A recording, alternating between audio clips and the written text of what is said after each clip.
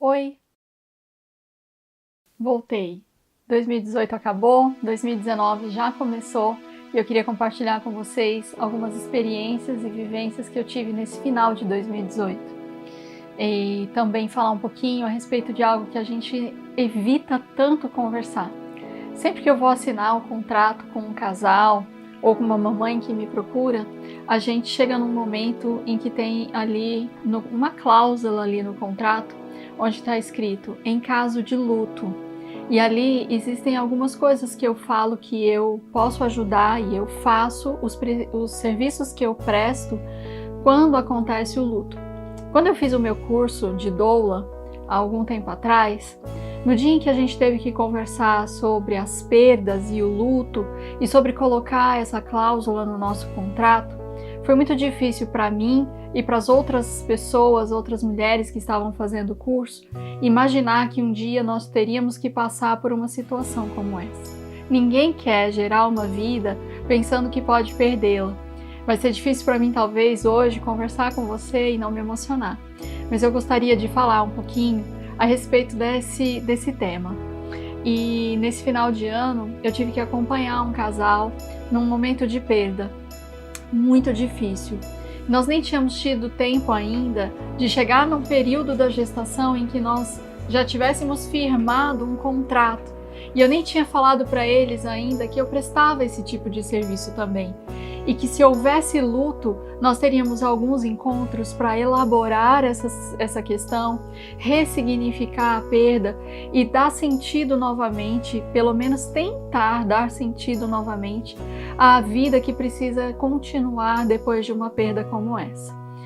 Há algum tempo atrás também, eu me encontrei com um casal, quando eu ainda estava no Brasil, e eu pude ouvi-los a respeito da perda que eles tiveram, um bebezinho de 32 semanas.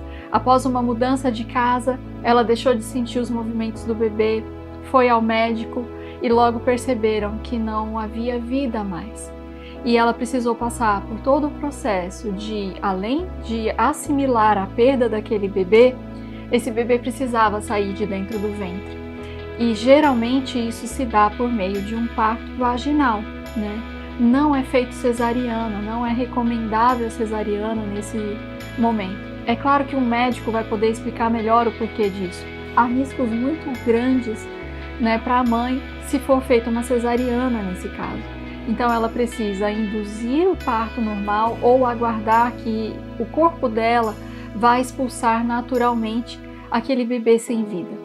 E aquela mamãe passou por todo esse processo e ela precisou se recuperar depois de aguardar a saída do bebê e velar depois o seu bebezinho e se despedir daquele bebê. E quando nós nos conhecemos, ela estava numa gestação, depois de um tempo já que ela havia tido essa perda, e era uma nova gestação, e era a mesma idade gestacional com que ela havia perdido o bebê anterior. Imagina o medo e a ansiedade dessa mamãe. As coisas que estavam passando pela cabeça dela. Se ela deveria fazer algo de especial ou diferente para não sofrer a mesma perda. Como agir e como lidar com os pensamentos que invadiam o coração e a mente deles, né, do casal, naquele momento. Então nós começamos a trabalhar, fazendo algumas elaborações, algumas terapias e pensando que se aquela gestação continuasse, o máximo que aconteceria seria aquela bebê nascer. E realmente, depois de algumas semanas, a bebê nasceu com saúde, com vida, e ela teve novamente um parto normal, algo que ela estava com bastante medo de ter, visto que ela já havia tido alguma cesariana antes. E aí a gente conversou também sobre isso, que se um bebê sem vida, né, foi parido naturalmente, saiu por via vaginal, por que não um bebê com vida que ajuda? E se a gente favorecesse com todos os exercícios, respeitando a lei da gravidade, esse bebê não nasceria.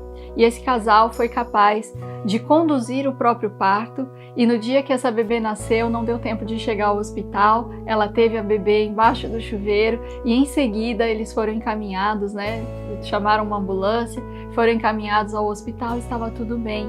Nasceu saudável, a mamãe estava bem, saudável, e foi um momento de refazer muitas coisas para esse casal. Mas eles tiveram que passar pela estrada do luto. E como vivenciar isso, né? Então eu estava compartilhando com vocês que nesse final de ano eu também tive essa experiência. Claro que durante todas as vezes, todas as conversas que eu tive com os casais, tudo que eu mais desejo e tudo que a gente mais espera é que isso não aconteça. É que a gestação chegue ao seu final e tenha um final feliz, um parto tranquilo, sendo um parto normal ou uma cesariana. É claro que tudo que a gente espera é que a vida se concretize e que ela venha para os nossos braços e que a gente possa contemplá-la. Mas muitas vezes a vida se interrompe e a vida nos prega essas peças. E nesse momento, o que fazer? Como agir? Nós devemos simplesmente nos deparar com a realidade, porque nesse exato momento muitas mães e muitos bebês estão perdendo a vida, nesse exato momento, por diversos motivos. E há muitas equipes médicas desesperadas tentando salvar a vida de uma mãe ou de um bebê. Então não dá para imaginar que o médico não fez tudo o que ele poderia fazer, porque todos nós vamos em algum momento dizer, não dá mais. Aconteceu alguma coisa que a vida realmente não vai mais ficar entre nós. E ela vai partir, né? E ela vai fluir entre os nossos dedos. Eu escrevi uma postagem sobre isso no meu Face. E a gente sente a vida escapando pelas nossas mãos. E o que fazer diante disso? Eu acho que uma grande coisa, né, é não se perguntar naquele exato momento se eu poderia ter feito alguma coisa, né? Se você poderia ter feito alguma coisa para mudar aquela situação. É muito difícil a gente tentar mudar alguma coisa naquele momento. E é muito difícil chegar a conclusões na hora em que as coisas estão acontecendo. Vai levar um tempo para elaborar e ressignificar aquela perda. Então, se eu puder ajudar você, mamãe, que está aí lutando com perdas, ou está com medo das perdas, ou já vivenciou uma perda, eu me coloco à disposição. Ninguém é especialista em lidar com o luto. A gente pode estudar sobre isso, a gente pode ler sobre isso, e como eu disse agora há pouco, eu estudei junto com colegas a respeito de como lidar com as nossas clientes quando isso viesse a acontecer. Ninguém nunca está preparado. Na verdade, a gente precisa ser forte, se controlar, controlar as lágrimas, o medo, a tristeza, para poder ajudar uma outra mulher. Eu posso dizer, respire fundo e deixe esse choro vir, mas de uma maneira que não te sufoque, né? Porque a sensação que toda mulher vai ter é de que ela está morrendo, de que algo assim, ela perdeu tudo, perdeu as esperanças. Mas se você tem outros filhos, se você tem a sua família, se você tem o seu companheiro, você vai precisar olhar novamente para essas pessoas e continuar vivendo de alguma forma. Então, o meu conselho é, vai fazendo uma coisa de cada vez, um dia de cada vez, e vai pensando em uma coisa de cada vez. E se for preciso ficar fechada, chorando, sentindo a sua dor, talvez esse momento seja necessário. Então respeite a si mesma, respeite o seu luto, respeite o seu momento. E aí, nesse final de ano, eu tive alguns encontros muito especiais. Um deles foi com um casal que estava numa maternidade, numa clínica, esperando pelo bebezinho. Ela já tinha estourado a bolsa, e sabe aquela coisa que a gente vê na novela? Estourou a bolsa, corre para o hospital porque vai nascer? Não é sempre assim. Nem sempre quando estoura a bolsa está para nascer. Precisa sim ir para o hospital, para a maternidade, checar os batimentos do bebê, ver se está tudo bem com a mamãe e com o bebê, mas nem sempre vai ser rápido, nem sempre vai nascer rápido. Então eu pude ir lá, dar um apoio para eles, emocional, levar uma sinergia de parto, fazer uma massagem. E eu queria tanto ficar com ela, mas eu tinha me comprometido com outra mamãe, né? E o meu atendimento para ela ia ser só ali naquele momento. Então eu pude dar para ela o melhor que eu podia fazer: carinho, amor, acolhimento, e trazer à mente dela que ela era capaz de esperar aquele trabalho de parto chegar e de passar pelo trabalho de parto. E eu fui embora por volta das 6 horas da tarde e à 1 hora da manhã ela entrou em trabalho de parto espontâneo e às 5 horas da manhã o bebezinho nasceu. E naquele momento a gente conseguiu pensar o seguinte, que mais uma vez a mente da mulher precisa estar trabalhada, flexível, tranquila, sem estresse, sem medo, para que os hormônios que levam ela a entrar em trabalho de parto ajam e trabalhem no seu corpo. Então, na manhã seguinte, muito possivelmente haveria uma indução naquele corpo se ela não entrasse em trabalho de parto, até porque as horas estavam passando. E depois que uma bolsa estoura, você tem aí médicos que vão aguardar 12 horas, alguns que vão aguardar 24, alguns que até aguardam 48 horas. Mas você precisa estar segura. E ela estava dentro de um lugar seguro, uma clínica que ela confiava, e eu pude ir embora tranquila, sabendo que eu não precisava estar ali para o momento de parto, mas ela tinha dentro dela a força necessária para aguardar aquele momento, e foi exatamente o que aconteceu. Quando eu cheguei em casa, às 8 horas da noite mais ou menos, eu recebi a chamada emergencial desse casal que teve que passar por um momento muito difícil. Ela entrou em trabalho de parto e não era o momento ainda. Os bebês tinham apenas 22 semanas. E mais uma vez, eu tive que motivar uma mulher a vivenciar um parto que nem era para estar acontecendo. Mas nós sabíamos, eu sabia que ela tinha força suficiente para viver aquilo, e ela foi realmente forte. E ela chegou até o final e ela encarou tudo o que ela precisava encarar. Então, se você tiver que ajudar uma mulher numa hora dessas, talvez o melhor seja não falar nada, mas motivá-la, a ajudá-la a encontrar dentro de si a força necessária para viver esse momento.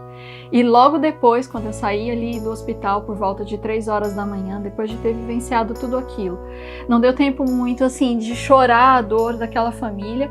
Eu tive que me preparar e sair correndo e estar em outro hospital às 5 horas da manhã para ajudar outra mulher que estava vivendo uma experiência de parto, segundo parto, e ela precisava de força para não se lembrar de tudo que ela tinha passado no primeiro parto.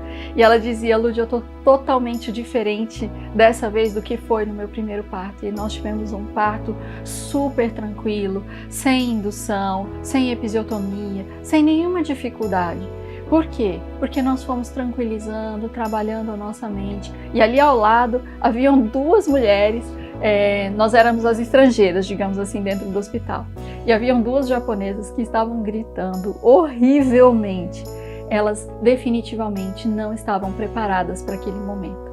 Eu quero deixar aqui essa mensagem de que a gente precisa se preparar, de que a gente precisa ler a respeito de tudo que nós vamos passar, conversar um pouquinho, sim, sobre perdas e sobre luto, porque a única coisa que a gente tem certa dessa vida é a morte. E conversar um pouquinho sobre isso vai nos fazer bem, mas nunca vai nos deixar totalmente preparados.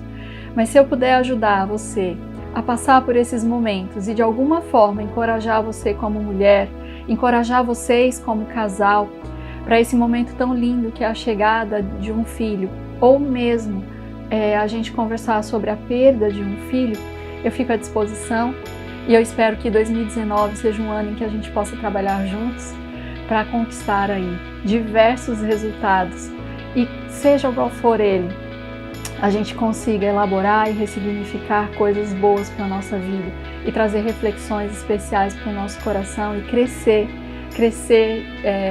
em tudo que a gente tem que fazer nesse mundo. Um abraço para todos vocês e até a próxima.